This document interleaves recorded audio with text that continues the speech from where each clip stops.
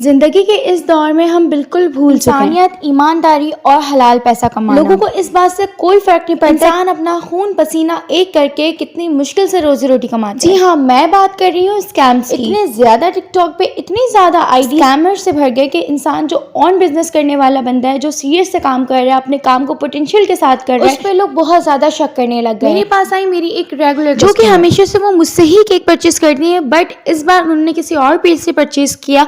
25,000 rupees something का उनका package था, बट उनको वो 10,000 रुपीज में कोई दे रहा था। फिर क्या था, उन्होंने मुझसे रेट लेके उन्होंने उनको पेमेंट किया।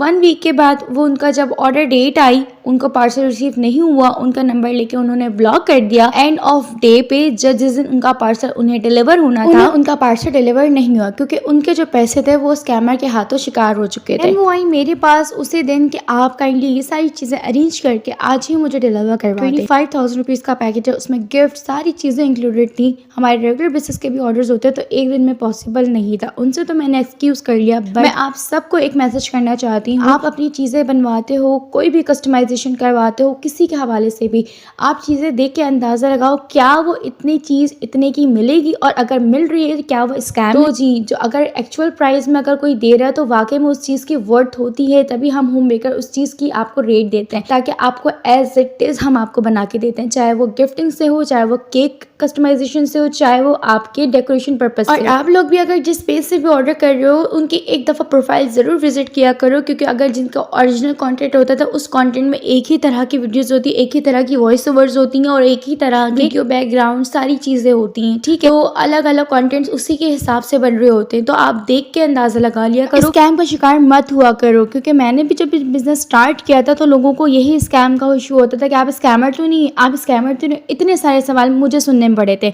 लेकिन अल्हम्दुलिल्लाह अब मेरी आईडी इस तरह की नहीं है।